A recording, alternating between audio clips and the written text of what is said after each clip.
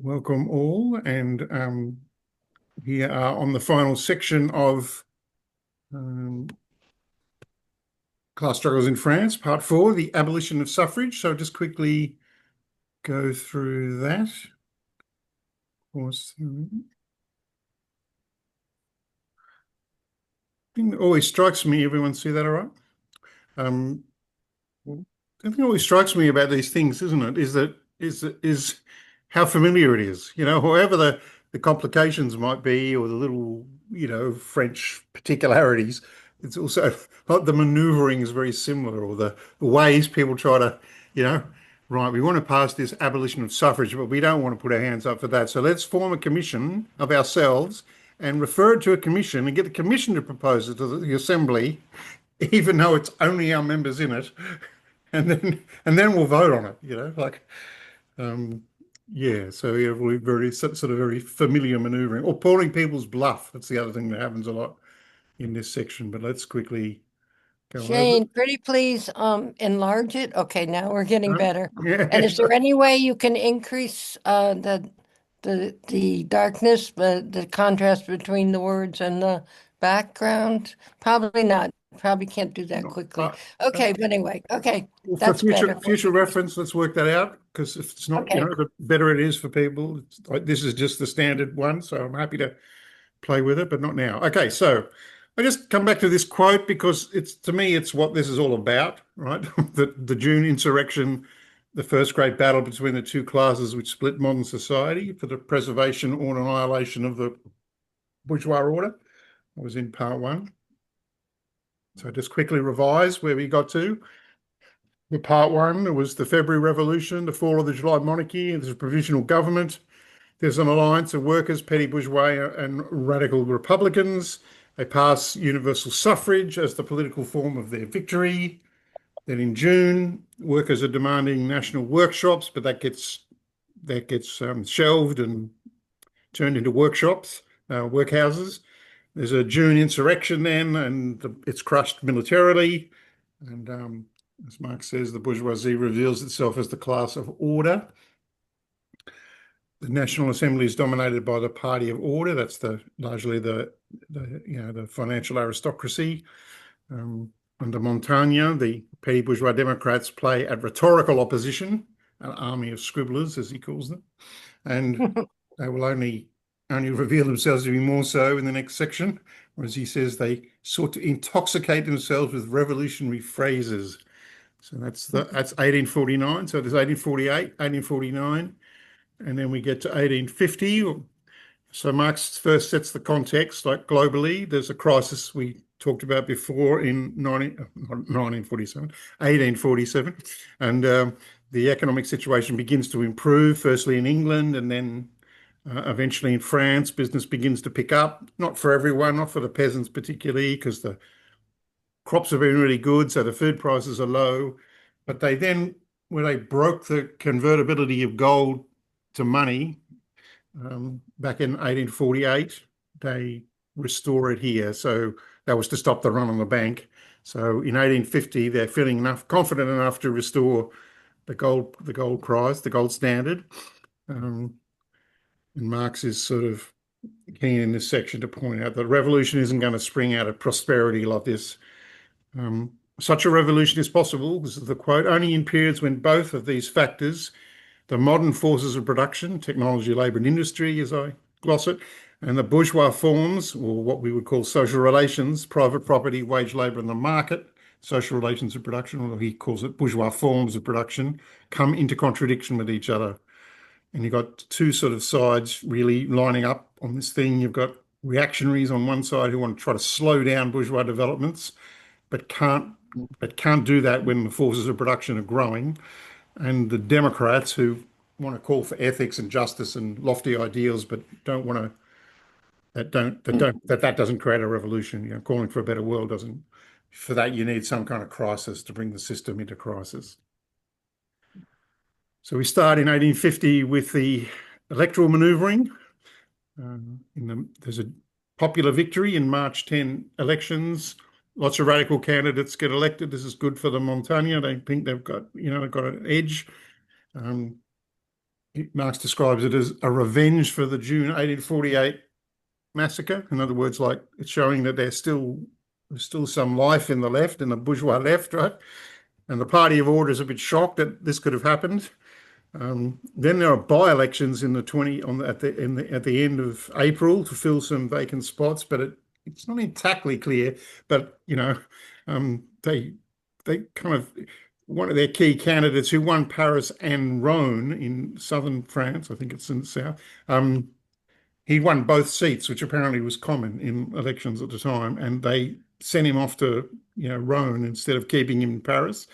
And they put forward in his place a novelist, like a sort of celebrity candidate, I suppose we'd say.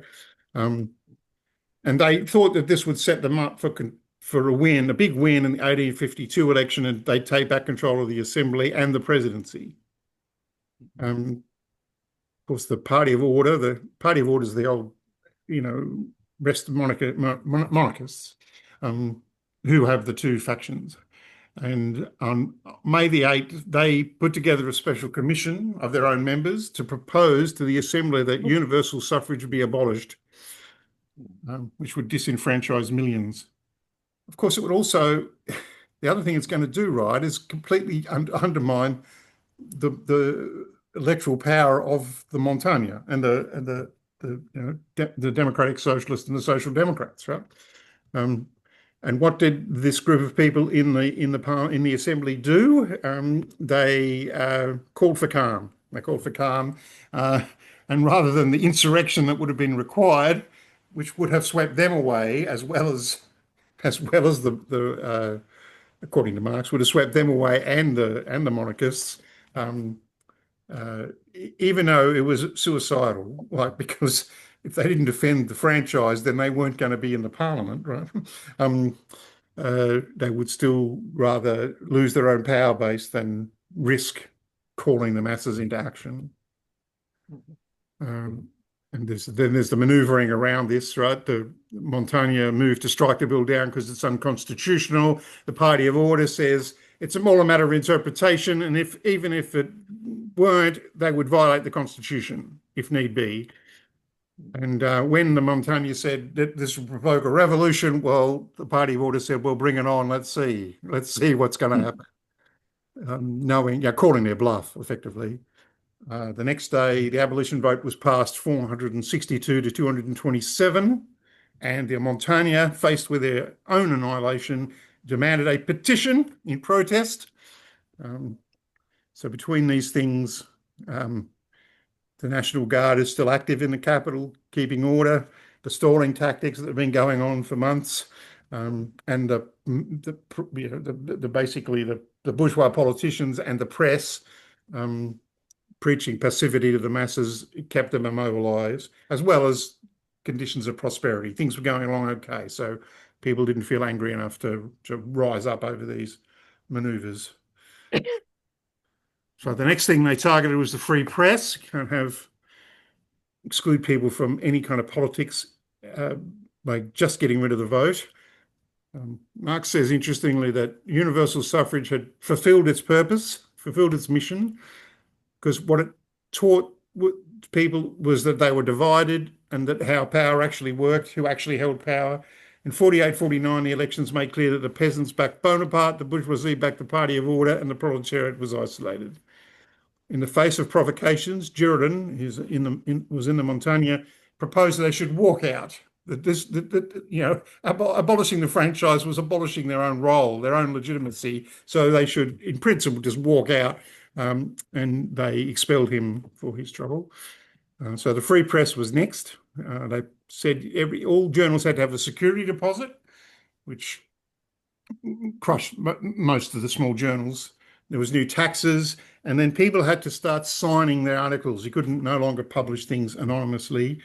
And that, Marx says, was because one of the effects of that was sort of ideological, in that papers could speak as if they were speaking for public opinion because it wasn't signed by anyone. It seemed like it was, but by forcing people to sign it and put their name on it, it made it seem like, oh, well, this is just another guy's opinion, so why should we care about that? And needless to say, once again, the Montagne did nothing. and effectively ended their role in official politics. But they did issue two manifestos declaring they stood for eternal justice and truth. So that was a big help. So going through who these people are, the Party of Order is the coalition of Orleanists and Legitimists. So they're two wings of the restoration of the bourgeois monarchy, of the Bourbon monarchy, right? The financial aristocracy is still in control, and Marx says the property is their common basis, and their real throne is, and their joint interest is the protection of property. So each group in the parliament, and Louis Bonaparte as well, had one or other kings that they were planning to restore. So Louis, as we will discover, is planning to put himself on the throne as the new Napoleon. But there's the Legitimists, who are the direct descendants of Louis the 16th, I think 16th or 14th, anyway. And the Orleanists are the Duke of Orleans, who's the brother to the king, so he's got second bid at it. So they're all fighting over who should be the king, and they're all united in defence of property, and their effect is to neutralise each other, because they're all infighting with each other. But Marx says this isn't a sign of imminent collapse the way that the bourgeois left thought it was. And in fact, the Orleanist leader Thiers, Adolphe Thiers, declares that we royalists are the true pillars of the constitutional republic. But they're the ones really holding it together. And Marx agrees with him. Louis Napoleon, he's playing his own game. Now, the Party of Order thought that the victory, because naturally this abolition of suffrage would remove Louis Napoleon's power base too, because he was the one who smashed the election for the president. So they thought they'd put him in his place. He's dependent on the assembly, but he's sort of playing his own game. First thing he demands is a massive pay rise. And again, they can't just hand him 3 million francs or whatever it was. So they agree to pay it to his military head, and the military head gives it to him like some maneuver. So he got his way on that. And his own paper then attacks the changes of the press laws and attacks the assembly. Like, he's really just testing their resolve, like, come and, I can fund my own paper, you come and get me if you want to do that. Instead, they ended up, prosecuting the legitimist journals, not his. Then there was the proposal for constitutional revision. The first thing that happened there was Louis Napoleon claimed that constitutional revision meant he could stand again, because he'd already stood before twice. This was his second term, so he could stand again. That was what he was putting his claim in for. And their forces opposed to him just didn't want to, actually move on this. They didn't want to create a crisis about it. The bourgeoisie didn't want to mobilise people, and the Party of Order didn't want to confront him directly. And there's a little thing that Marx refers to as the Society of December 10th. He goes sort of touring, Louis goes touring around the countryside, with a sort of entourage, like a cheer squad, and going around to soldiers. So this is to, rally the peasants and soldiers with, he's buying them sausages and champagne and cigars, which, made him look like a bit of a buffoon, but he's trying to court these forces outside the vote. So we end up at the end of this pamphlet with a kind of status quo continuing, right? So by November 1850, when the Assembly reconvened, the Party of Order couldn't risk a constitutional day of decision for deciding about what would happen in 1852 when the next elections were due. Though Bonaparte, looking broke and ridiculous, would nonetheless accept the prolongation of his power, and each faction of the bourgeoisie weakened the others, but they were all united in suppressing the common enemy, the mass of the people and workers. And Marx predicts that it's only with another economic contradiction, when that ripened, then the whole factional thing would be blown into the air by the next explosion. So Marx adds one last irony: the only tangible result of all these squabbles was that petty investors were ruined on the stock exchange, while big capitalists profited. In other words, bourgeois factionism always pays off for the top layer of capital. The Republic was revealed as a dictatorship of property, stripped of all the embellishments and all the flash phrases. And And we will, as we go on to read 18th Brumaire, the conflict between the Assembly and Bonaparte is foreshadowing, as I did last week a bit, foreshadowing the coup. Eventually, Napoleon will stage a coup. And that's on the 18th Brumaire, which is the same day, same month that Napoleon crowned himself, the first one, the famous general, declared himself emperor. So it's history repeats. As I said at the start, just summing up the whole quick take-homes, I guess. June 1848 is the first clash of the bourgeoisie versus the proletariat. The petty bourgeois democracy, the Montagne, proved unstable. The Republic is revealed as a dictatorship of property. The peasantry are decisive, but tied to small property and to Bonaparte. And the visions in the ruling class are foreshadowing a seizure of power by foreshadowing what will come to be known as Bonapartism, which we'll talk about in the next pamphlet. Mm-hmm. So I hope that sort of captured. And George has got his hand up, so let's go to George.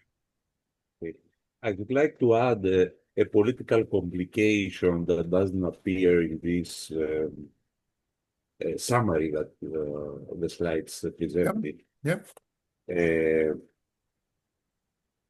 The two royalist factions that coallied with each other in the Party of Order, both of them were against the form of the Republic.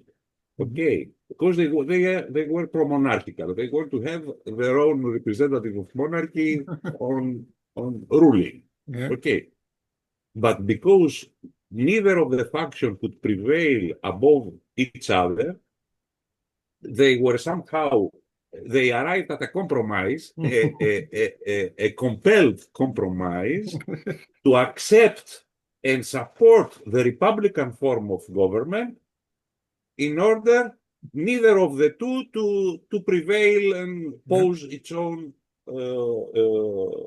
their own candidate or their own royal preference. Okay. After the defeat of the June insurrection, a new political problem appears because till then they had installed or supported the idea of Bonaparte being the president in order to have him function as a kind of straw man. Okay. As a kind of, let's say, decorative representative of the Republic, in order to have their own conflicts and struggles between themselves. But the fact that the universal franchise institution showed that Bonaparte had a very strong power behind him. Okay, that made Bonaparte go overboard his strawman positionality and started to clash with the Party of Order. So a new kind of political opposition, and Marx expressed it something like we have a kind of opposition between the legislative and the executive branches of government, which shows that Bonaparte wants to have the upper hand now, because he knows that he has popular support behind him due to the fact that he was voted into the presidency by the numerous peasantry. Now, the logic of the Party of Order to abolish the universal franchise has the purpose of cutting down the popular support for Bonaparte. Because now we have this new kind of clash or conflict between the Party of Order and Bonaparte. So they are thinking, how can we eliminate the power that Bonaparte has gathered in his person? We have to eliminate, to abolish the institution of franchise that gave him the initial boost. Okay. So we have this kind of development, if you like, in terms of political conflicts. At the same time, the defeat of the June insurrection and the imposition of the new repressive measures showed that the bourgeoisie in power was confident that no other kind of insurrection or revolution on the part of the lower classes could be possible. So they didn't care about that. That's why Pierre says that let's see if, because the Montaigne said that, if you reject the impeachment process, we will insurrect, we'll get down to the streets and so on. But actually, they just remained passive, or they made some kind of demonstrations which were suppressed, and they stopped at that point. So we have a kind of confident bourgeoisie or party of order that its real axis of opposition is the Bonaparte side. And this creates if you like, the later consequences in this game of maneuvering of who is going to have ultimately political power.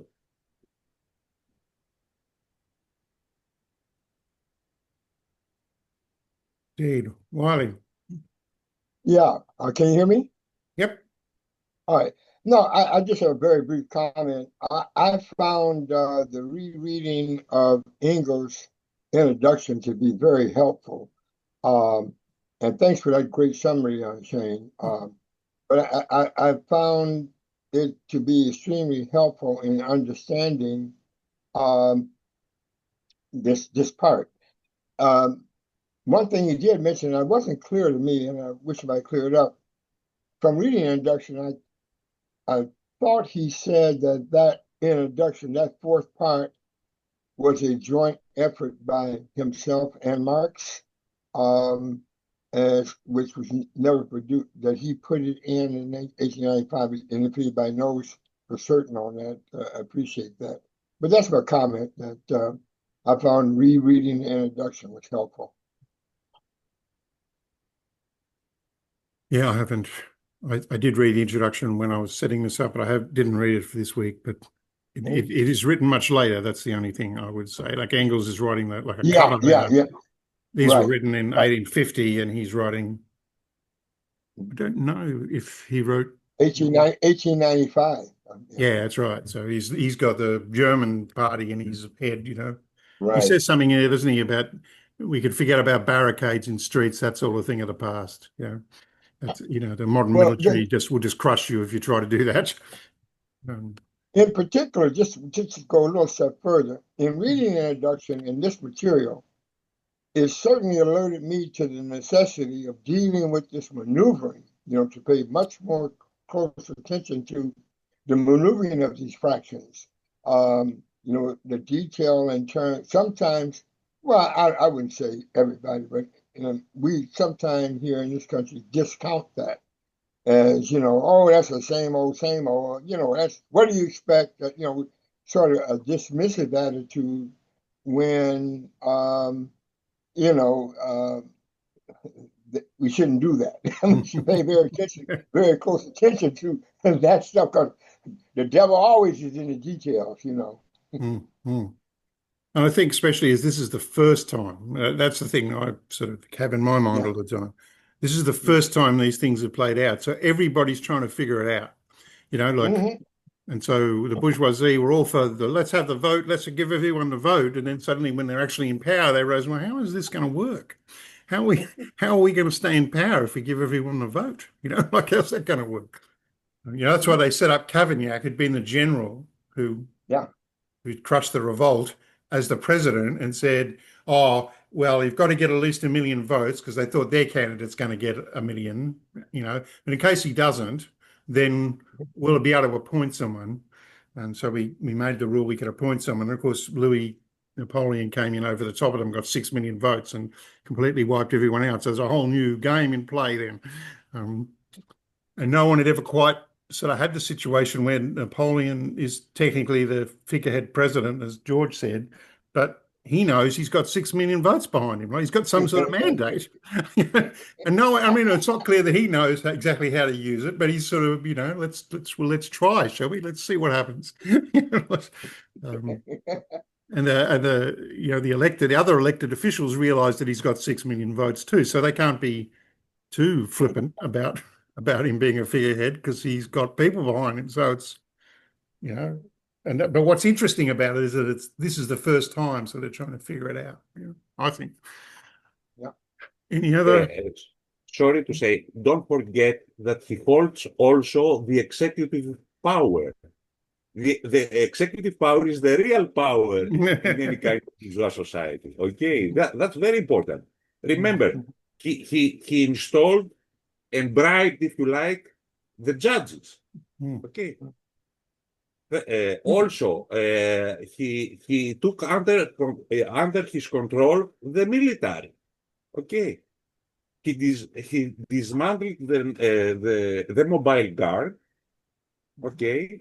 He reinforced the Society of December 10, which is the lumpen proletariat, let's say, members that were employed by them and gave them money and support. So he created a kind of paramilitary organization under his personal control. And also he controlled the ministry.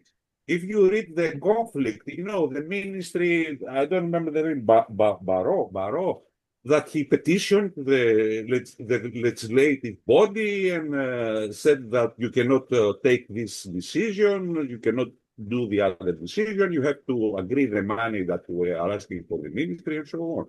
So having the control of the executive power is very important in any kind of Republican regime.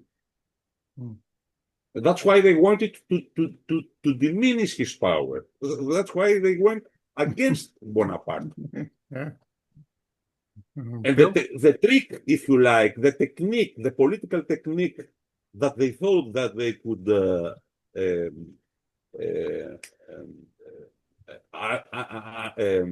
cut off severe his power was by abolishing the franchise. Bill? It was a strategy. It was a political strategy. Yeah. They didn't do that because they were just anti-democratic on principle. They didn't like people voting or expressing their opinion and selecting the representatives. It had a very specific strategic aim to cut down the popular support of Bonaparte. Yeah. Bill? Funny enough, I was just reading this part where he says he's talking about the relationship of the continent to England, because we were discussing how far or not there was a revolution in England. Funny enough, Kennington Park, which is where the Chartists gathered for their big demo, my gran used to live in a block of flats opposite Kennington Park. So we used to go around and we'd look over Kennington Park, which is where they marched. They gathered there, and they marched up to the Thames, which is like a couple of miles away. And then they put cannons on the Thames, so they couldn't cross the Thames, basically. Anyway, he says, this is on 131 in my version, which is the Penguin one. The degree to which the continental revolutions have repercussions on England is also the thermometer by which one can measure how far they really challenge bourgeois conditions of life, rather than affecting only its political formations. Because, I think there was a kind of convulsion in Britain, in England, but how far it was revolutionary, I think, is questionable, to be honest. I don't think it really challenged the existence of capitalism. Although you did have this process through the 19th century of the industrial bourgeoisie kind of fighting the aristocracy at the level of parliament. Hence the longest word in the English language, anti-disestablishmentarianism, which is obviously the industrial bourgeoisie wanted to disestablish the Church of England. Hence anti-disestablishmentarianism is the attempt to retain the power of the aristocracy in the House of Lords. Anyway, and then he says, while this general prosperity lasts, enabling the productive forces of bourgeois society develop to the full extent possible within the bourgeois system, there can be no question of a real revolution. I think this is a very important point, because why hasn't there been why hasn't there been revolutions in the last 30 years? It's very straightforward to me. There's been a period of prosperity. Now, that doesn't mean you don't have capitalism. You do have capitalism. You still have inequality.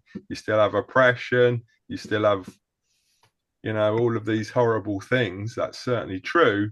But you're not going to have a revolution if you have a period of prosperity. And it's quite wrong to say that capitalism is perpetually in crisis. If capitalism is perpetually in crisis, then Marx really is wrong, because there haven't been any revolutions for 30 years. You know what I mean? So that is, if you really want to say that capitalism's been in crisis for 30 years, as lots of people do, then really you're saying Marx is completely wrong, because there's been all these crises and there haven't been any revolutions. Anyway, so I think that's a very important point to make. And he says, all reactionary attempts to hold up bourgeois development will rebound in the face of this basic situation, as will all the moral outrage and enthusiastic proclamations of the Democrats. A new revolution is only possible as a result of a new crisis, but it will come just as surely as the crisis itself. And this was this is the spur to him doing his economic researches, wasn't it? He wanted to understand capitalism as a system. Why did crisis occur? Why was it unstable? Why was it contradictory? Why would it end? So, yeah, I think that is very, it's the obvious point, but it's very profound, in as much as I'd say 9 out of 10 leftist Marxist so-called economists say that we've been in a Great Depression for the last, it's preposterous in my opinion, but they claim we've been in a Great Depression for the last 30 years. You do wonder, no one, hardly any unemployment, rising living standards across the world, no revolutions, and this is the sign of a Great Depression. What the hell, Anyway, so I think that's a very important point, but also I think it does explain a lot of the political analysis in this pamphlet, which is about a revolutionary crisis. In other words, it's not the everyday of bourgeois society, is it? You don't have these class contradictions so obvious on the whole. They're still there. Obviously, they're still there. You still have the oppressed, you still have the poor, you still have the working class, blah, blah, blah, blah. But in a period of prosperity, you don't have this kind of class divide very directly obvious in front of us. I think that's a very important point to make. So that, I think, is a key lesson, in my opinion, out of this pamphlet. And last remark is, of course, Engels' introduction, where he talked about the end of street fighting, was used by Bernstein and Kautsky to say the period of social revolution is over. So that's why that is notorious, that introduction. Because they edited the introduction to take out his thing. Well, this situation is not similar to Marx. This situation is not going to last forever. We will be street fighting again. In the end, he was just talking about the conjuncture. He wasn't talking about forever.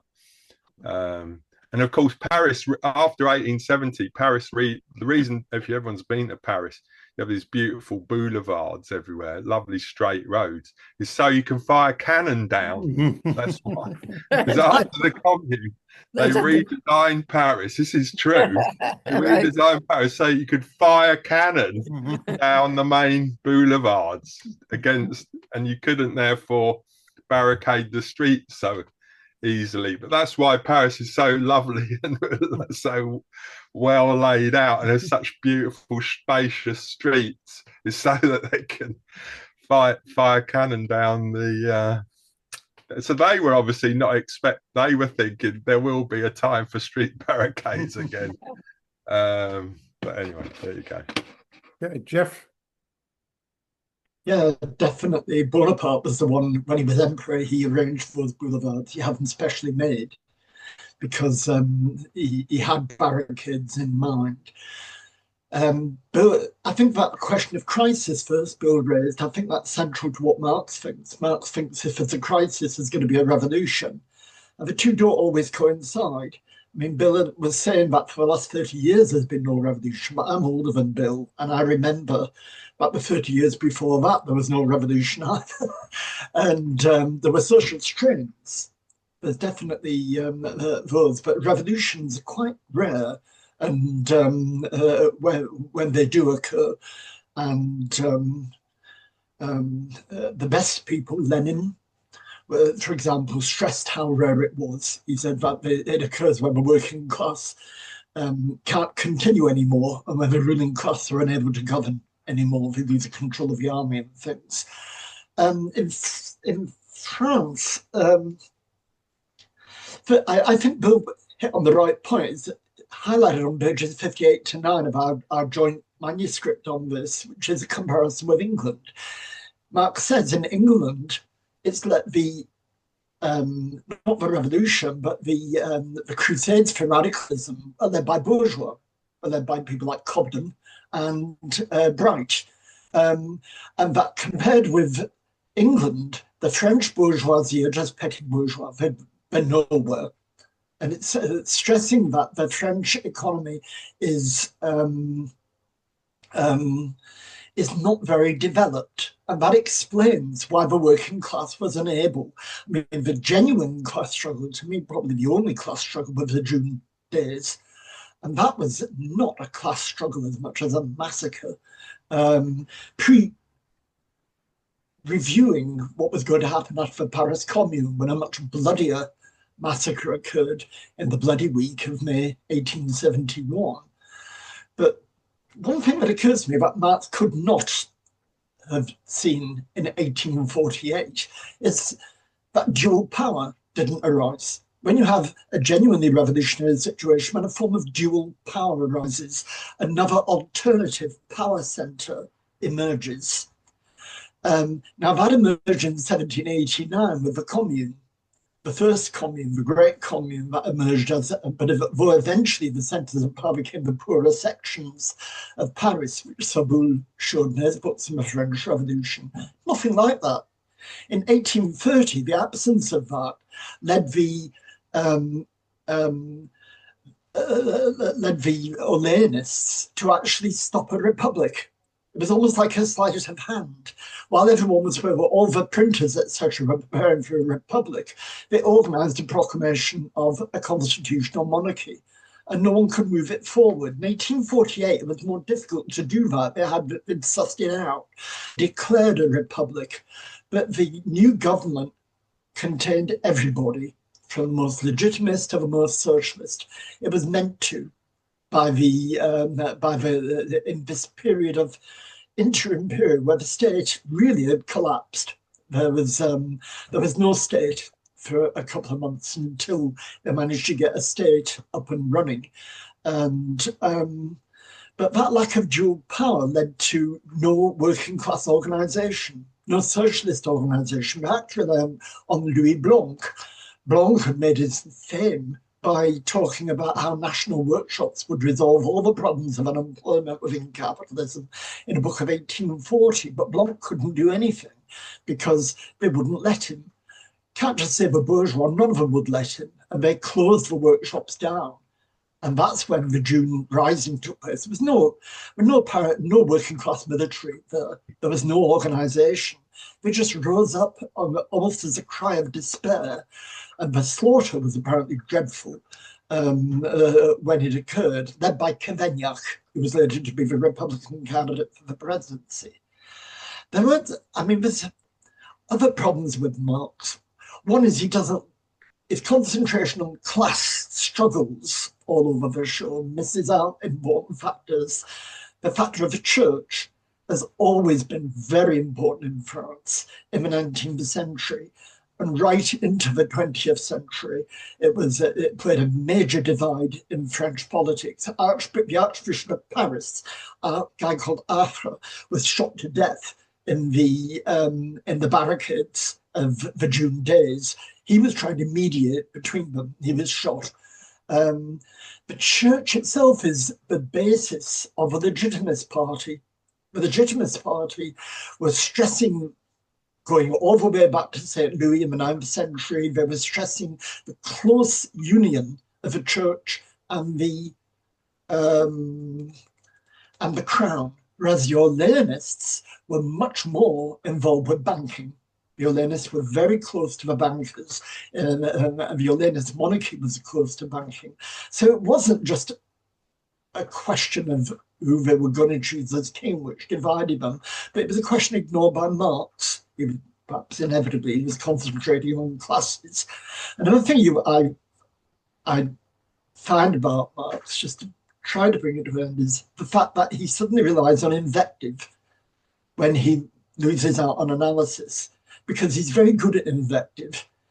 He talks about Bonaparte being a buffoon, a dirty character, he calls him at the end of a book, this dirty character. And it's an indication that there's a lack of analysis. Bonaparte presents a problem because Bonaparte doesn't relate to any social grouping there, and yet he has great power. When he was elected president, that was a shock in France. People were not expecting it, not just a huge majority. And he had bases, while the peasants voted for him, Marxists have never had a real understanding of a peasantry, me neither, but Marxists have always had a problem with peasants.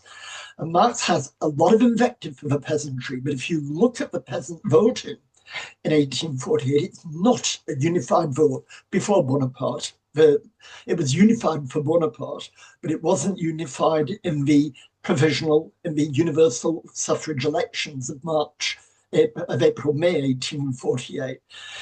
In fact, you had a lot of conservative peasants who often voted for the legitimists or the monarchists in the north and west of France. But in the south and east of France, we're going away from Paris now, the peasantry was red. It was, they supported the radical Democrats. And there's all sorts of historical reasons for that, especially the Languedoc, where there's a strong separatist feeling among the peasants. So the peasantry was never really analysed by Marx, so he just threw invective around, sack of potatoes, are all idiots. Whereas the election in December 1848 was never understood by anybody. And it certainly wasn't understood by Marx. Bonaparte is floating around like a cork on as far as Marx is concerned. Marx, that's the only way he can understand Bonaparte. Whereas in fact, Bonaparte was extremely clever. He was not anti-bank. He appealed to the church with the Falloux Law of August 1850, which isn't mentioned by Marx, opening the churches at schools, and that appealed to the legitimist supporters. He had particular support in the army. Now, Marx was pointing in this to the fact that he was a buffoon. He just came across as a buffoon as he wandered around the army, handing out sausages and cigars. Perhaps the soldiers like sausages and cigars, perhaps they appreciated that. But in the army, there was always a strong feeling for the old empire. In the old empire, the Grand Army of the old empire, there was always this hankering that they represented glory, they represented France.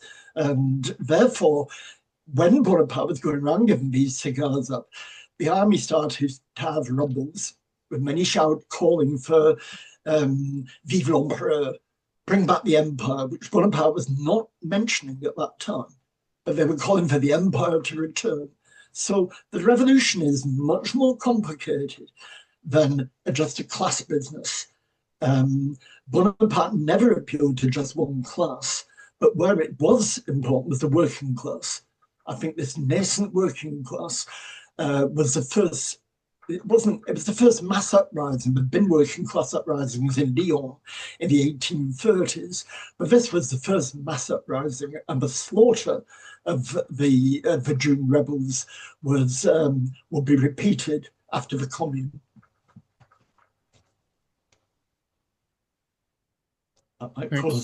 Thanks. I could say a lot of things, Jeff, and you just make so many points there, and I'm not saying you're wrong. I'm just, of course, Bonaparte floats above it. That's the point. That's what Bonapartism is, isn't it? eventually he unites all the forces. Of course, he represents the peasants. That's the point, isn't it? Now, okay, maybe it's more complicated when we look around. When we look around the different parts, it may be more complicated, which is fine. But I don't think that's, like I don't think it's like he's. I mean, yes, okay, I suppose Marx parodies him, but that's like people parody Trump or something, isn't it? It's not analysis. It's saying that he's playing all sides, isn't he? I think he coaches up to the military from the earliest, but conservative and radical peasants voted for Bonaparte. Well, that's interesting. Doesn't mean to say they're all one group. It's all quite harking back to the great days of Napoleon, right? That was for something. Anyway, we have the 18th Brumaire to come, so this won't be the last discussion we have of about Louis. Wiley. Oh, actually, Cynthia. Why don't you take Cynthia? Yeah, and I'll come in. Yeah, Cynthia, you go. Yeah. He's gone. Cynthia. Oh, I didn't know I was next. Okay. You haven't spoken, so you go next. Oh, I go next because I have, okay. Okay, well, first of all, I was going to say something different, but I'll start with what I wanted to say about what Jeff just said, is that he said in his lifetime, which is longer than Bill's, there's been no revolution. But of course there was. There was the Chinese Revolution, which has emerged as extremely important in the world economy right now. So anyway, not to argue, Jeff. No, we're not arguing here. You don't get a chance to respond when somebody, says something. So anyway, then the other thing is, I do want Jeff to say that I feel it very inappropriate to keep weaving into what you're saying. Marx was wrong.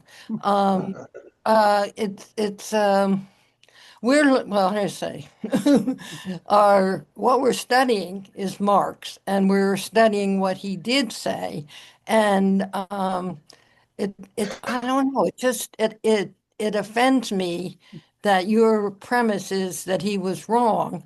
And maybe I can't say that other than that's my personal opinion, but I really would appreciate that you don't base your statements on Marx was wrong. It just seems to be okay, let me go all the way with what bothers me, is that it seems to me arrogant that you think you know better than Marx. And it's like, no, I'm here to learn what Marx is saying, not what Jeff is saying. But I mean, I'd love to hear you know so much, I'd love to hear that. But if you didn't couch it so much in Marx is wrong, it would be a lot easier to listen to you. Just my 2 cents. Okay, that was not what I was going to say initially. Do I still have the floor, or should I? Yeah, you're on. Okay. Okay, so initially what I wanted to follow up on something that George was emphasizing about the executive power, and I looked for the exact statement about the executive power stands against the revolutionary class. There was something like that in there, and I couldn't find the exact quote, but that really struck me as something that we need to reflect on in relationship to what's happening now. And then the dilemma that the parties of order had in relationship to, on the one hand, needing that executive power and knowing they needed it, which to me was very interesting that it was stated in that way, that they were conscious that they needed that executive power, but they had to reinforce the position of Bonaparte in order to do that. So that it just so resonates in terms of what is happening in the U.S. now. That is, we have a buffoon as the executive power, but that executive power seems to be needed. And whether he needs to be in the form of a buffoon or not, it is being reinforced by the powers that that be. And but at the same time, you have the conciliatory, wishy-washy actions of the congressional, Senate and Congress.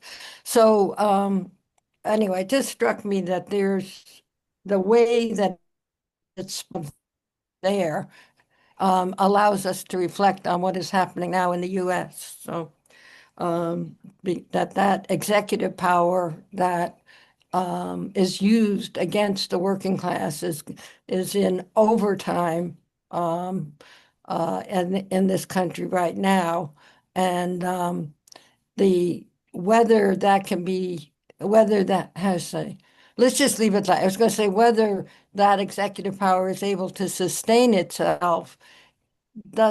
It doesn't seem possible given the kinds of frictions and factions and the power sources inside of the U.S.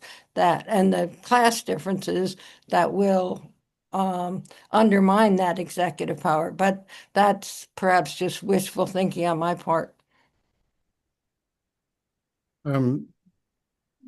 Not, I mean, it's up to people what they read, but I know it's very long, but I did write about Trump and the US trying to use these categories from the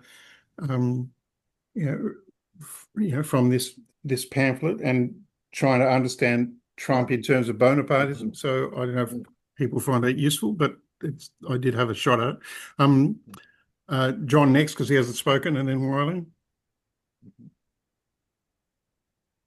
I mean, I just felt I had to respond to Jeff. I mean, Jeff's understanding of class is very different from Marx's.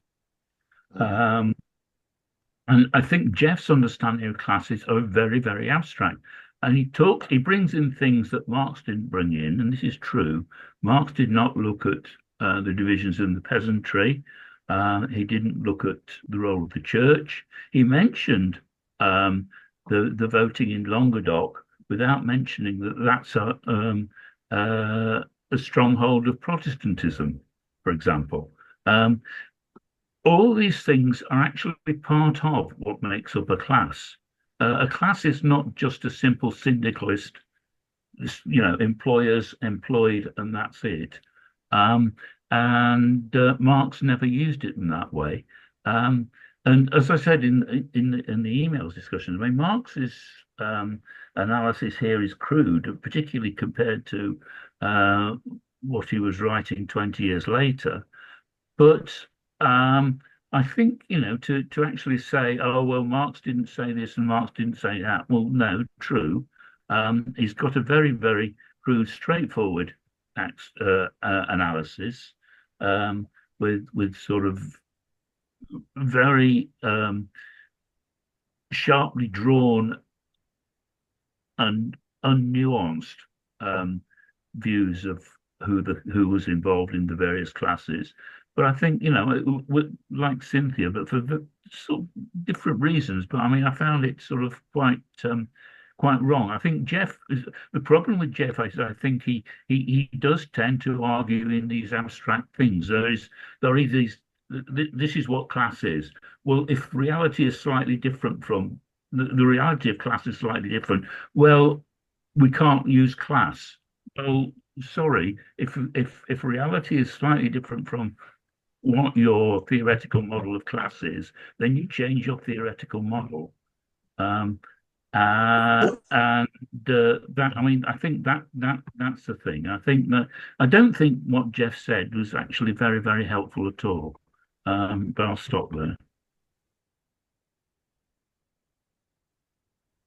And I was going to, I'm not going to continue with the Jeff thing, but I say in terms of the Chartism discussion that we're having, I think the question's not why wasn't there a revolution in England like there was in France. The question for me is, well, how did the English bourgeoisie come to manage things the way they did, which didn't involve installing a Louis Napoleon or having a military dictatorship, or maybe it did beforehand, but you know what I mean? Like in the events we're looking at. Why was it not necessary to shoot down the Chartists in large numbers? It's because they're already working out how to manage. They're sort of ahead of the French, aren't they? And they've worked out how to manage the system better. I mean, I know that's very general, but I don't know the Chartist movement well enough. But the situation is not why wasn't there a revolution, is to say, well, how does the bourgeoisie manage this? What's happening that's different in England? Maybe it's just a different form, or anyway, that was sort of a question for you, John, because it's not my area. Everyone else has spoken. So, Wiley. Yeah, a couple of things. Very, very rich discussion. I want to speak in partial defense of Jeff, but also I generally agree. I've been following the thread very closely in discussion, and I started several times to make an entry, but then I backed off because I was confounded, because when reading Jeff's comments, he starts out very solidly, it seems to me, but then it drifts off into these things that John alluded to. Sort of, in the way I thought about mine, a little bit of overreach. But to me, in many cases, he started out very solidly. But then I think that at a certain point, gets in at his interpretation of the real historical events tends to, I think, where the problem begins. But that was my sense, and that sort of confounded me and saying, hey, this makes sense here. And then boom, this thing comes, and I sort of lose it. So there's my comment on that thing. I want to sort of go back to the thing that Bill made, because I thought it was a very important point on this question of crises. In the sense that, again, these readings have really made me appreciate how we have to parse these concepts and make sure that we concretize them and not go with the abstract universal in terms of crisis. Capitalism is a stage of crisis. Therefore, everything happens as a crisis, and capitalism is on the run. No, that's not the case. It's much more nuanced than that. And as I read this material, and one of the difficulties for me in reading this material is I'm always thinking about stuff happening here in my crazy part of the world. And my own misinterpretation, because I tend to be fairly self-critical, and that, I sort of missed it. This alerted me to how much I missed the 70s. Missed on interpreting from, say, the Democratic Convention of 1968. I'm like Jeff, I've been on the planet for quite a while. That 68 and the whole 70s. That whole period was the period of the capitalist offensive. If you look back at the memo that Lewis Powell sent to the American Chamber of Commerce, where he said, hey, these crazies are trying to take our shit over. We got to do something about it. They begin to do something about it. And we have what's called neoliberalism today, as a result of that, a sustained offensive, which according to the RAND Corporation, cost the working class in this country $42 trillion. Between the 70s, I think, I forgot the period. I've been looking for the article, the study where I saw that, up to 2017 was the cutoff point.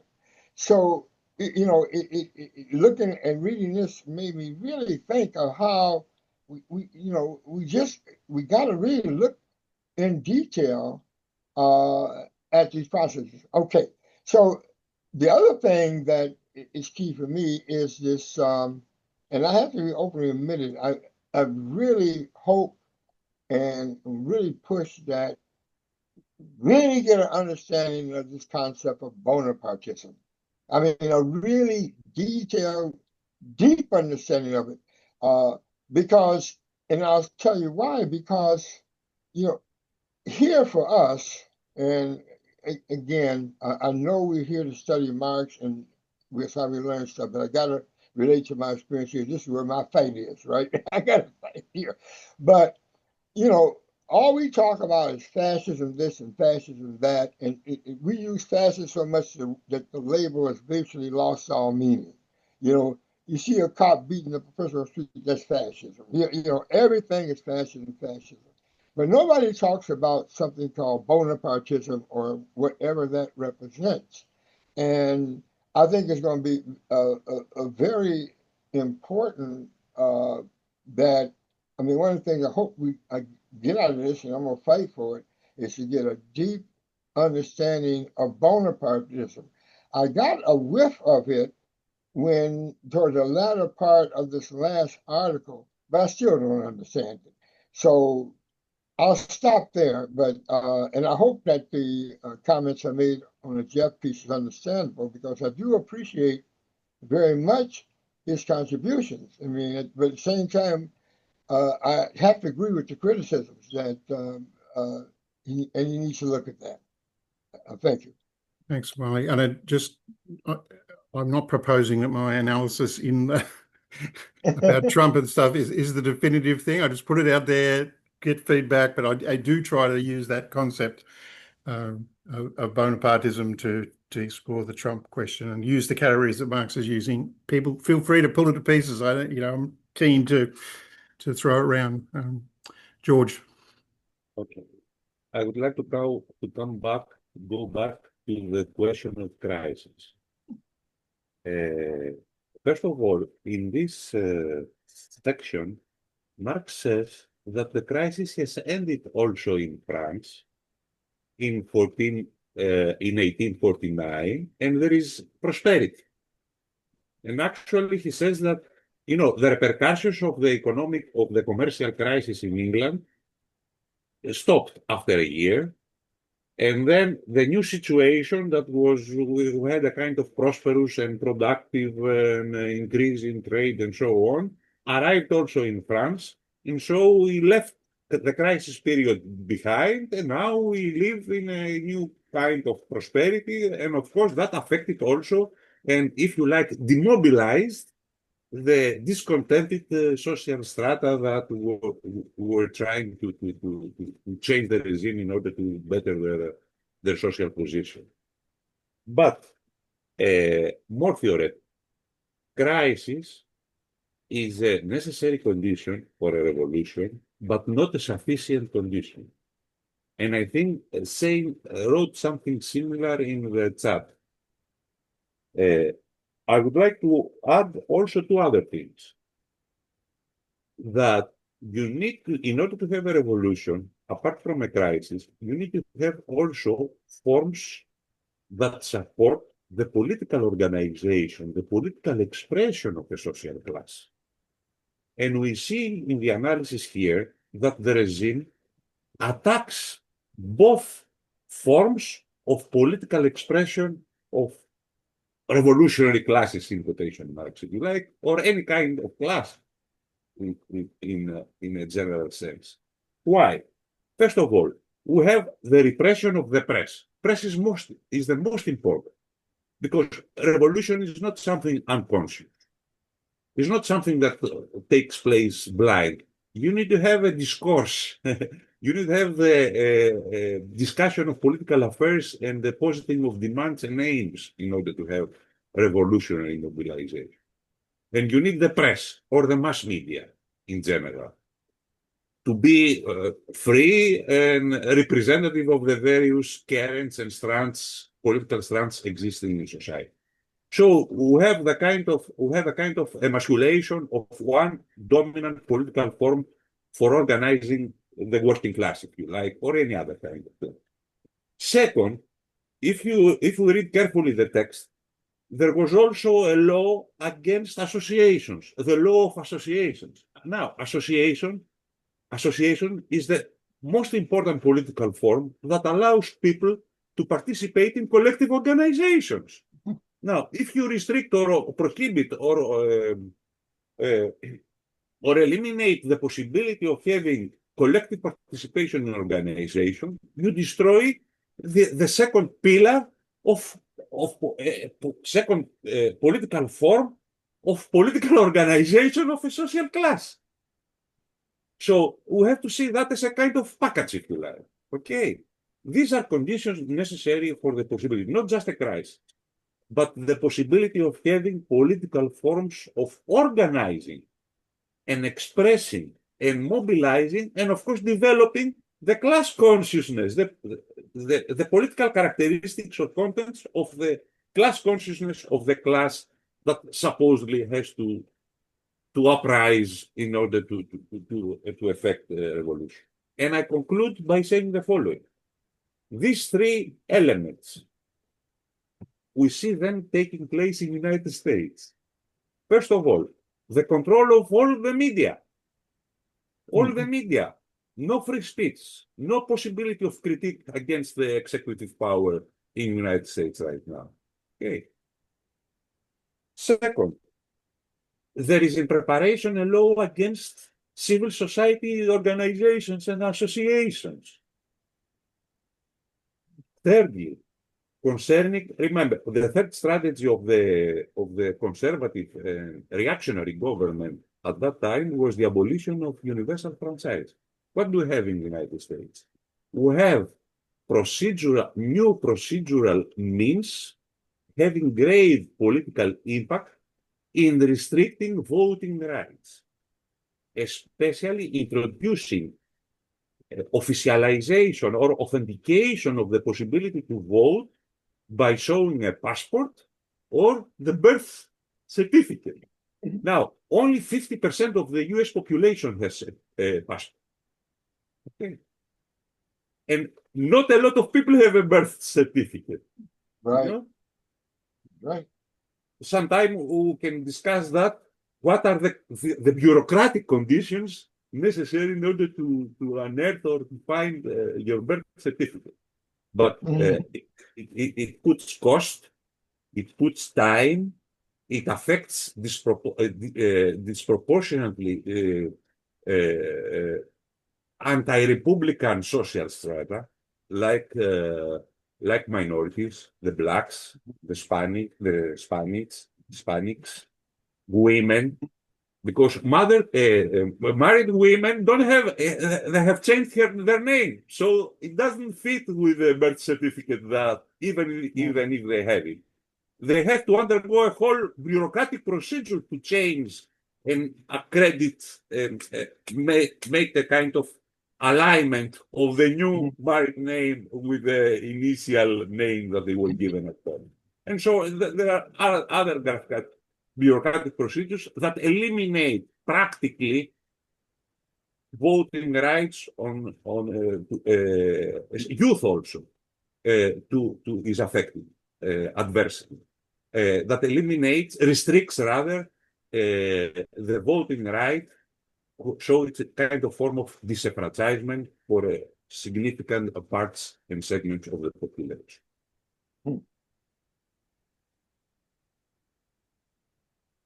You're here. Yeah.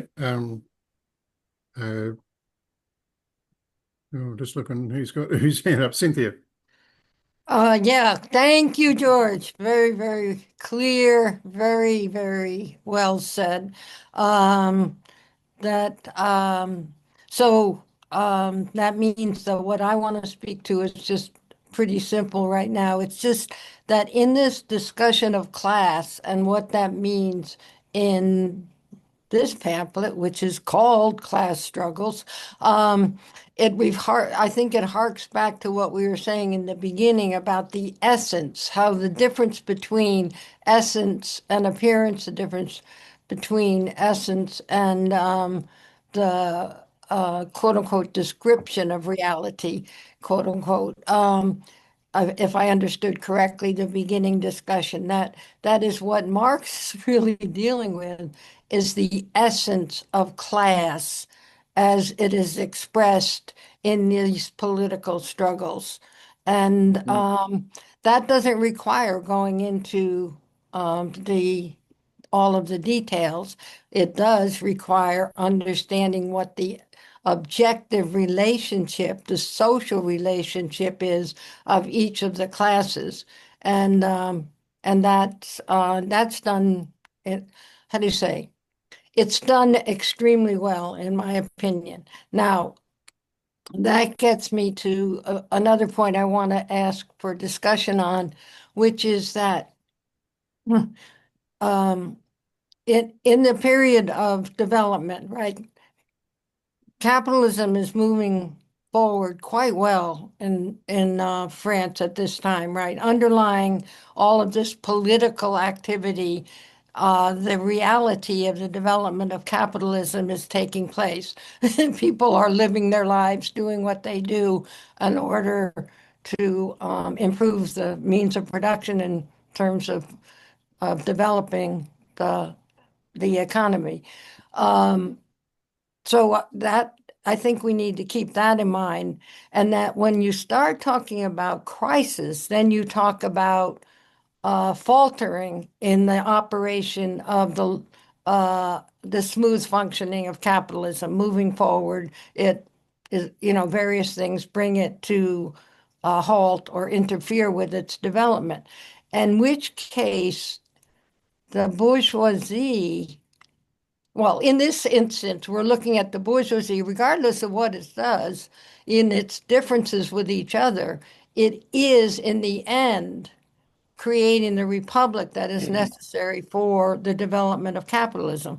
But so that a crisis, though, means that the different sections of the bourgeoisie with their different interests and Marx does speak to that. He says behind the differences that the parties had in terms of the monarchs they favored were class differences. And I would like discussion on that and what that means. But it does seem that when there's a crisis, that's when we begin to see the real differences in the segments of the population that are attempting to rule, and how their class interests both coincide and conflict. So I would like discussion on that because, again, we're back to the U.S. and what how do you say, the unfolding development of the political reality in this country in a situation in which the economy is definitely faltering. So Yeah, I think that's important to say. I was thinking when Bill said that before about the crisis that it's from I think of it as social forces in motion. Right? There's not a lot of activity, so it's not clear. Whereas when you have the June days or the February Revolution, people are active and mobile, so you can start to pick social forces in motion. Or when there's the 2008 financial crash, suddenly everyone's talking about capitalism. Suddenly it's okay to use the word because everyone's a bit shaken by what's happened. Bill? Funnily enough, I just grabbed this little book here, World in Crisis. It is Falling Rate of Profit, published in 2018.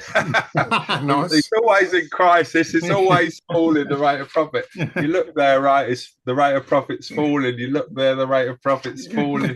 You look there, the rate of profit's falling. You look there, the rate of profit's falling. In China, the rate of profit is falling even when it's a centrally planned economy and it doesn't have any profits. So that's the level of Marxist analysis. You got to just laugh, really. That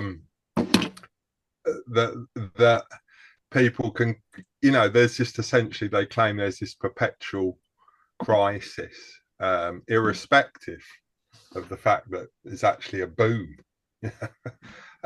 So this is kind of essentially wishful thinking, isn't it? And I think it is interesting to think why there wasn't such a crisis in Britain in 1850. Obviously, this is kind of before the Labour aristocracy. This is the time of the famine in Ireland, the mass migration over to Britain, great expansion in the kind of urban metropolises. Engels describes this in 1842 in the condition of the working class in England, doesn't he? So this is a little bit later, but not very much later. And the English working class, or the British working class, is living in absolutely squalid conditions. in this period. So it's not a case of a kind of labour aristocracy as you can see in the late 19th century in 1850. But still, you know, you had a tremendous advance of British capitalism. And I think that gives people opportunities, gives, you know, people with energy join the system, don't they, when there's a huge opportunities for them. Whereas when I kind of feel now, although you can't say Britain's in crisis, I think that's a gross exaggeration. There is a feeling of discontent, there's a feeling of unhappiness, there's a feeling that opportunities are closing off, especially amongst young people. They can't easily find their way within the system. And I kind of think this is a kind of precursor for, you know, a class struggle to emerge. Also, you do have to think about history. I mean, the British working class were smashed in the miners' strike of the mid-80s. I mean, if you compare with, say, Britain with France and Italy, France had much lower strike figures than Britain up to about 1990. And then after 1990, French strike figures just carried on at the same level, and British strike figures collapsed. And therefore, French strike figures seem much higher than Britain now because they haven't declined like British strike figures have. So I think there is all these issues of history as well. I personally don't mind if people want to criticize Marx, because I always think you've got to put your money where your mouth is. Marx can take it, can't he? Personally. But for example, I've just been reading another book where someone said, "Oh, Marx this, Marx that," and you think, well, go on then, prove what you think if you're going to say that. So yeah, I think that is all kind of interesting, and I do think when I look at America, I have to say I don't really see such a dramatic difference between Trump and Biden. It seems to me they both rule on behalf of the financial oligarchy. If you look at their foreign policy, it's extremely similar. If you look at the domestic policy, who was it? I mean, it was Clinton who brought in 2 strikes and you're out. It was Clinton who massively expanded the kind of prison industrial complex.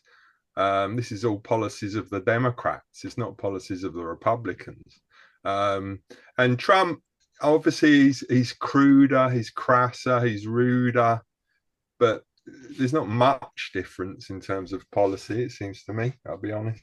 I mean, if you take, say, killings by American cops shoot over 1,000 people a year in the US. And that was happening under Biden, you know, and it hasn't changed under Trump, but it was already under Biden. American cops were shooting 1,000 people a year, never mind beating up, missing, injuring. I mean, there's hundreds of thousands of people every year attacked by American police. So, you know, this is the joint policy, it seems to me, of the Democrats and Republicans, and I don't see such a massive difference, I'll be honest, between them.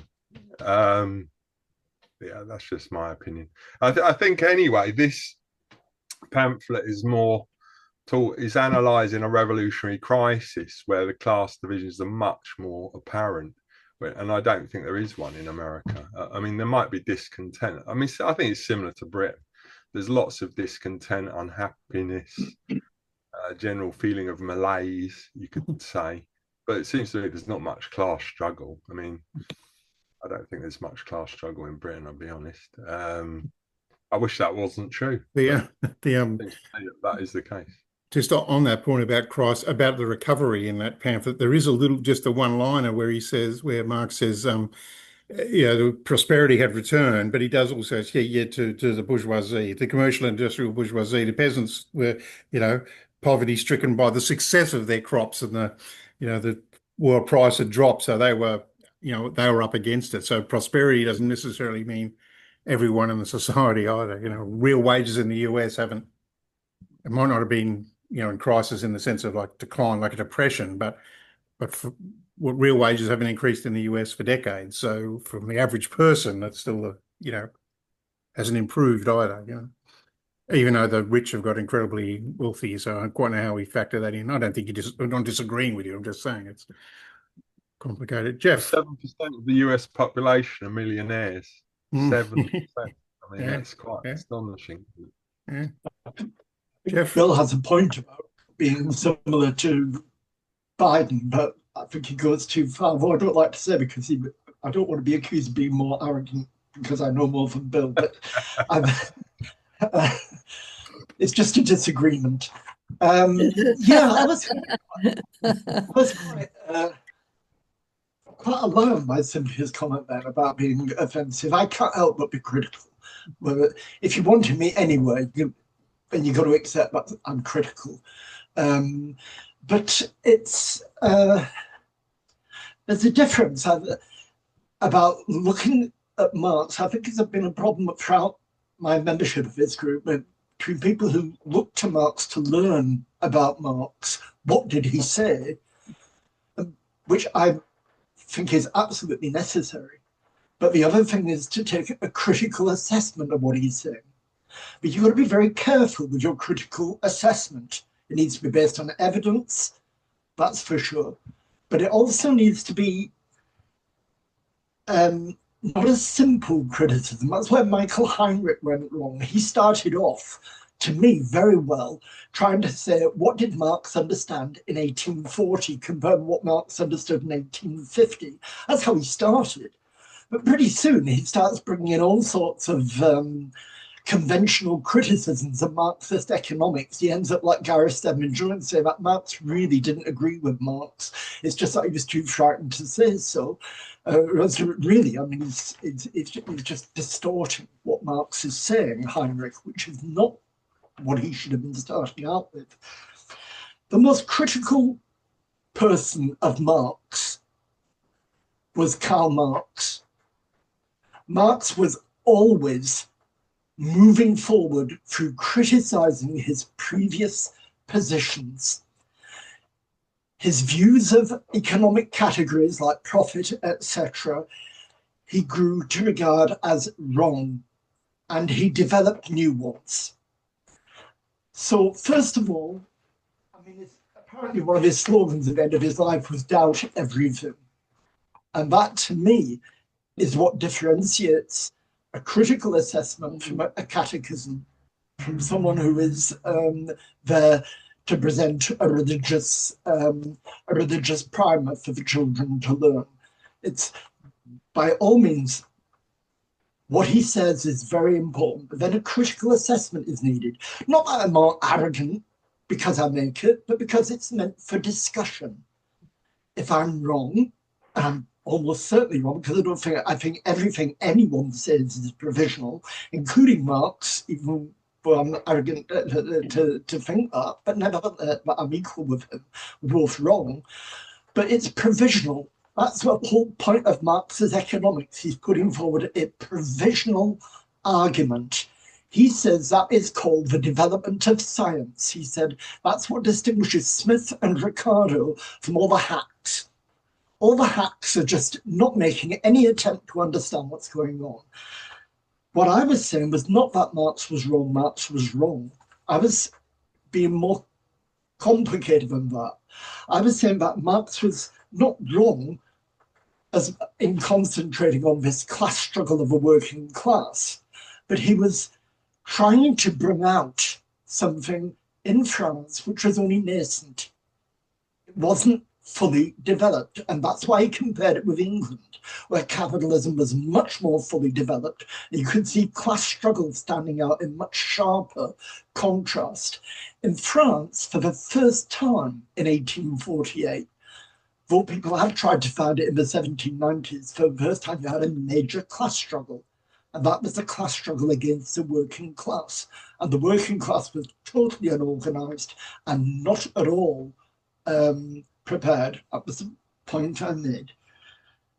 On class, I don't know how John says that I've got an abstract view of class, because he doesn't know my view of class. He knows a little bit of it. And the relationship between class and caste is what he's talking about, which is very complicated and which is much more and much fuller understanding of history comes from what he regards as a view of class.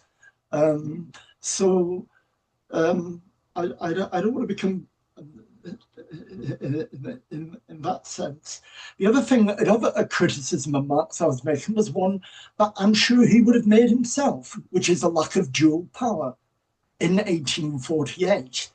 Because in 1871, we'll find in the Civil War in France, when the Commune comes up, Marx says that for the first time, I understand. This is the first time it's been revealed to me, because I was ignorant before. So Marx is being more arrogant than Marx may be, but he says it's the first time I understand of the nature of a proletarian government. And this points the way to the way that the proletarian government during the transition from capitalism to communism will take shape. He later went back on that a bit in a letter to Newman Lewis, but nevertheless, he's developing. And that's what I am, developing. Both in my view of class, it's not settled, and in my view of the shortcomings in Marx about peasantry, etc. I'm not just saying, well, I'm better than Marx. I'm just saying, look, Marx has a problem with peasantry. If I'm wrong, explain it. That's the point of the discussion, rather than a catechism class. That's all. If you want a catechism class, make it very clear. Thanks, Jeff. Thanks, Jeff. Thanks for that. Can I just say you expressed yourself a little bit more nuanced that time. See, it's not always how it comes across, but in terms of substantial points, let's just bracket that, and we'll talk about it later. We'll talk about it on the email. The reason he says that he finally understands in 1871 is because the Paris Commune is the first workers' government.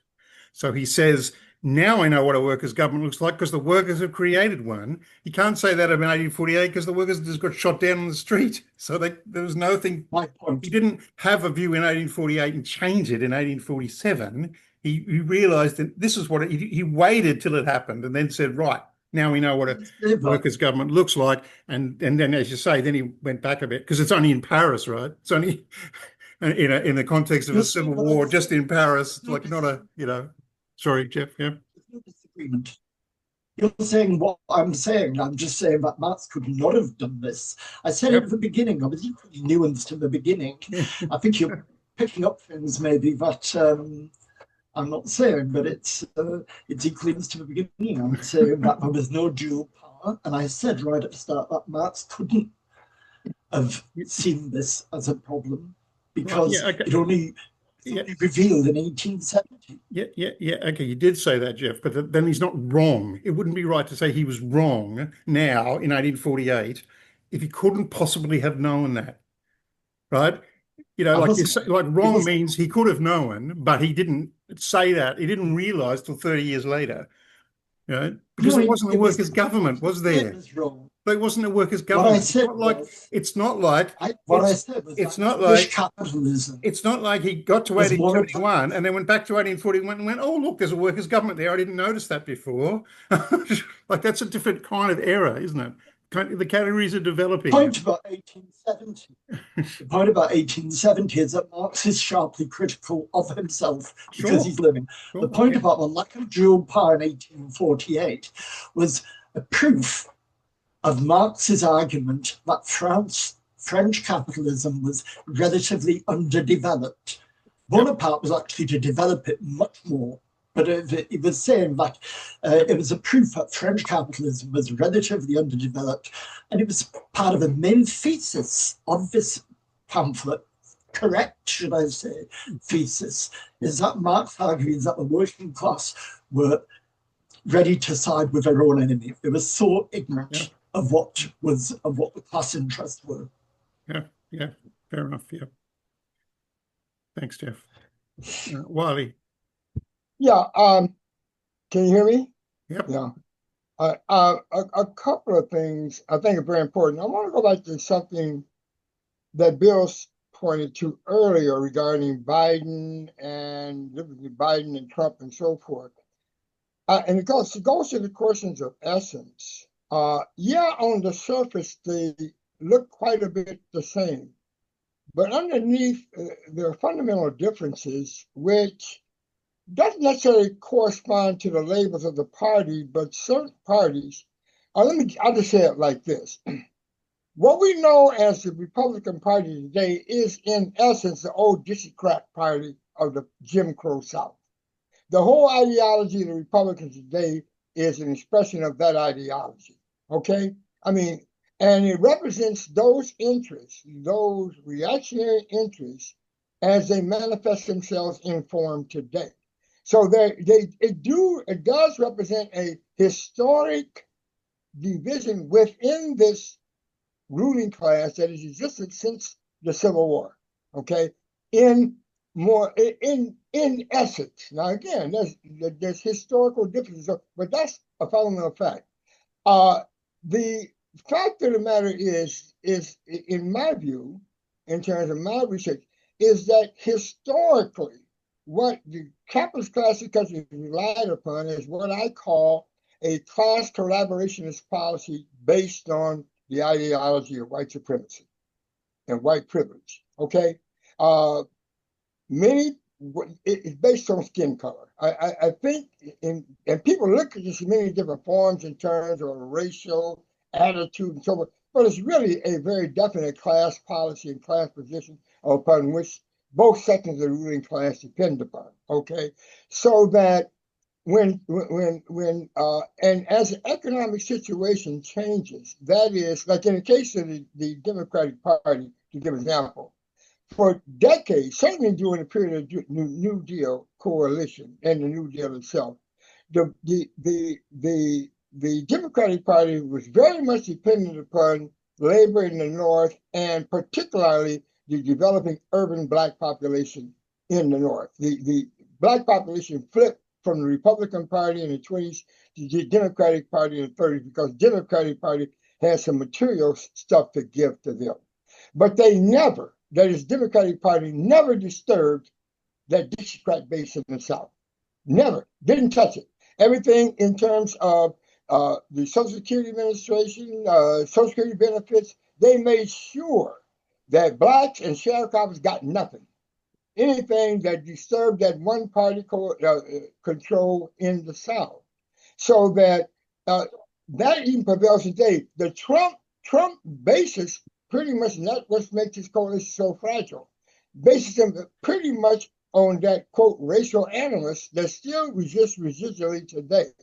What's undermining that is there is no material benefit. That is a material benefit that arises from that kind of relationship, that second class system, as eroding.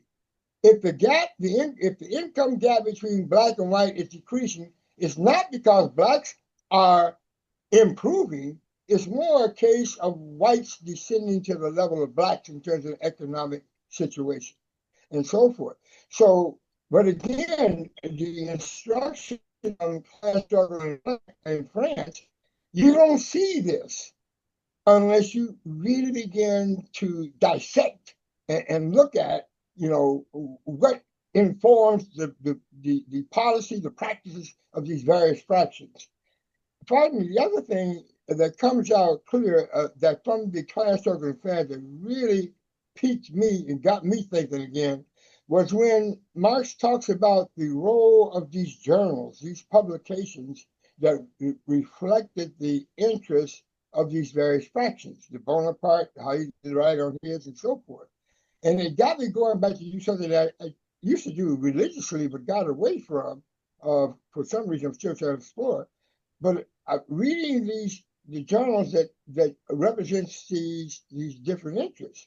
Now, if you want to see the fault lines that exist within the ruling class today, I suggest we better to read the Journal of Foreign Affairs, the official journal of the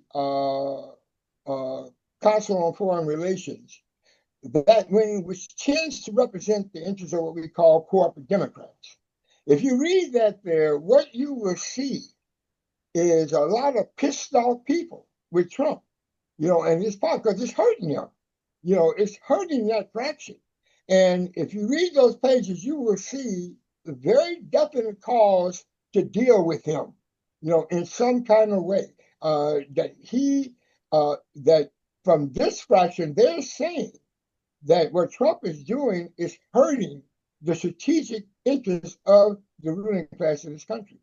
So I'm looking at that, and now I'm going to be looking at paying much more attention to the publications of the conservative wing, the wing that is tied like the Koch brothers and so forth. But my point is, those are 2 points I'm making, that and both of them stem from a close reading of class struggles in France, namely how can I put it? How Marx, in terms of, well, Shane said it, I'm going to say it a little differently.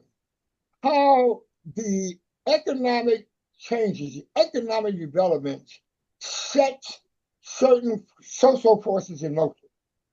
And as Engels said in the introduction, that, and this certainly applies today, that there's no way that one can keep up with these economic changes and apply them directly to current events. It's always retrospective, right? But you can, if you pay attention, get some estimate, some appreciation, if you look at the political motion going on the surface of society through these political parties and so forth. So in that sense, I think it's, how can I say it? I think in terms of understanding what's going on here, we have to get to the questions of, okay, in essence, what drives the class struggle within this country, to the United States, in particular as it relates to the maneuvers of the ruling class to frustrate the efforts of the efforts of the working class. And finally, as George pointed out, clearly one of the major efforts that they're making at this point is to deny the working class a vote. Is to deny, particularly among Black and brown, but everybody, to deny them to vote, the working class in general to vote. I'll stop there. Thanks, Wiley. I think there's the trick. Sorry for my shout. The trick too is like when you say nothing is different between two things. Like there's that quantitative and qualitative shift, isn't there? Like there are clearly differences, but how much do we add up those differences? Biden deported a lot of people, and the ICE existed, but they weren't making a giant spectacle on the street of it the way they seem to be doing now. No. Flying in with Black Hawk helicopters and harassing everyone. So it does seem different. But is that, you count that as qualitatively different? George? Yes. Sometimes I get the impression that we haven't read the actual text. Now, as far as proletarian government is concerned, Marx is explicit that it was impossible to have any kind of proletarian government given the actual social and class situation in France in 1848. And actually, this is one of the lessons of the revolutionary defeat, that we had the lack both of objective and subjective conditions to have the possibility, the objective possibility of any kind of revolutionary success. This is explicitly stated in many places.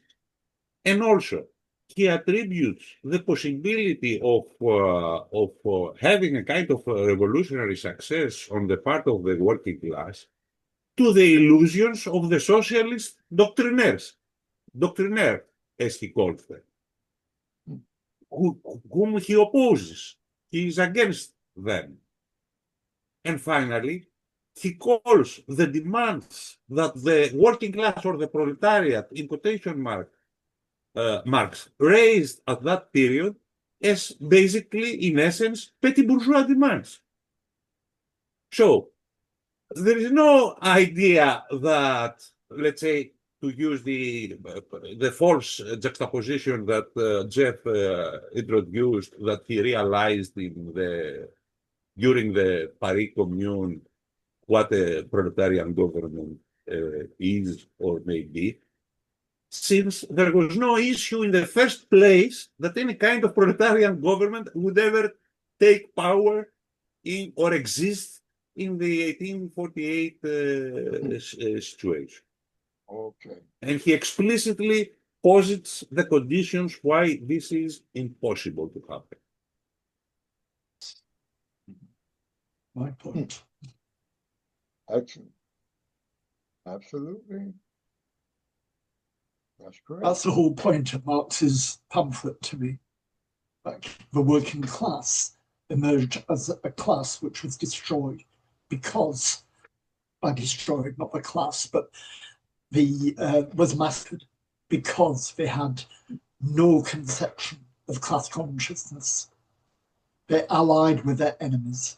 They had no idea of how to organize against their enemies. And therefore, when they suddenly found their enemies turning against them, they were annihilated, they were massacred in the most dreadful fashion. So it's not a question of Marx being wrong or right. The fact is that Marx was right. There was no capitalism had not developed in France to that extent. Under Bonaparte, it was going to develop enormously, including the banking system. But nevertheless, that was in the 1860s, 50s and 60s. Marx is writing in 1850. He's writing instant history with all it and very good, very strong points made. But he's not God. He's not Christ. I'm not, he's got shortcomings as well. And the peasantry is one of them. It's misunderstanding. And it became a real problem for Marxism in China. The obsession with the urban proletariat led the Chinese Communist Party to be destroyed in Shanghai. And it was Mao's ability to move away from the working class and base himself on the peasantry that led to the success of the Chinese Revolution. It wasn't your traditional working class revolution as in Russia. It was different. We have to be constantly critical. If I may add also something else, social classes are not ready-made entities. They are in a process of constitution as history develops. In the particular period that we're discussing, there is another social consideration that Marx introduced, that we are in a transition period also from feudalism into the new bourgeois society. And that has to be considered. And this theoretical consideration of a transitionary phase is also very important for the revolution in Germany. And he makes a comparison between the French situation and the German situation. So we are not talking about, it's not only that we don't have a kind of, we have an underdeveloped capitalism. It is that we also have very strong presence of feudalistic institutions, modes of thinking, perception of realities, former forces which were established during late feudalism, because in the party of order, social class, it's represented the landowning class. The landowning class and the aristocracy, Marx says. This comes from the feudal order and still exists and plays game in political relationships. It has disappeared as it will disappear later on in developed capitalism. The aristocracy disappears in developed and capitalism. The coexistence of feudalism with capitalism. And that leads to all sorts of problems. Marx argued, again, very about himself. He said what the French did, the Germans could only think. And therefore German theory was much more advanced because they couldn't do anything. They were looking at France, they were looking at Britain, But Germany had very little working class, but they had thinkers and they had people who were able to define at the philosophical level what was taking place. So Marx was talking about himself when he's talking about that. So there's a coexistence of feudalism and revolution and all the rest, which have an effect on one another. And this situation is very important also from a practical point of view, because it concerns the possibilities of coalition between social classes. For Marx and Marxism in general, it is very important what kind of coalitions can be established with the social classes. In other words, the working class can never win a revolution by itself. It Right. must be in a position to ally with both the petty bourgeoisie and the peasants. This is a lesson, if you like, that can be extracted from that period and from other historical conjunctures. But the objective social conditions may not allow the possibility of forming this kind of coalitions, as we saw in the case of the petty bourgeoisie or with the peasants, because when the restoration of and a kind of calmness concerning the property relationship of the peasantry with its land was restored, of course, they wouldn't like to change the regime, and so there was no possibility of allying or supporting any kind of more progressive or revolutionary attempt at changing the political regime. It's Wally. Yeah, let me take a breath and slow down. On that, on that point, I'm trying to think about. Damn. You know what? I'm trying to. I've lost it, Shane. I gotta give up and come back later. No worries. Because I want to make sure. I want to make sure I make the point clearly, and Sure. I'm just not. I haven't got it yet. Okay. That's all right. No worries. Any other? Boy. Oh. I mean, we are up against 1 o'clock, so it's not as if everyone wants to. Oh, well, next week, 18th Brumaire, same. There's 7 sections. There's a bit of there is a lot of overlap with what we just covered, but it's I mean, as we just said, this journalism was written sort of on the run as it sort of happened, more or less. Whereas this is a couple of years later, so he's had a bit of time to reflect, but he's writing essentially covering a lot of the same material, except we get past the coup this time. But I figure we'll just go to same thing, one a week, and if it proves to be too, if people feel that's too slow, we can do a couple of weeks or something. So the preface and the first section. I just start from chapter 1. Is how I would the preface. do it. 2 pages is the preface, and then. Is that okay? We can read the preface then. Yeah. I don't know if anyone wants to do a little presentation, but I'll put it out to people. Wiley? Yeah, Shane came back to me. Right. Quickly, it's a question. It's a question I wanted to ask, and the comment that George made made it jump in my head. In the introduction, Engels talks about how they could not be Bonaparte and a Bismarck, and he points out how that was resolved. That is, he said something about how. I know the Paris Commune did the thing on Napoleon, and Bismarck, having achieved the adjustment, went back to be ordinary hunker. But I wanted somebody, he can do it in thread, somebody to if they know their history better, to sort of explain what Engels meant with that comment. And specifically, why there could not be the existence of a Bismarck and a Napoleon at the same time, if I'm understanding it correctly. That's the question. And I appreciate anybody giving me further insight on that if they can. It makes sense what I just asked for? Yeah, yeah. Okay. Yes. Yeah. Okay. Okay, everybody, thank you very There much. it goes. We'll You back it know, up next week. So see you next week. Okay. Yeah.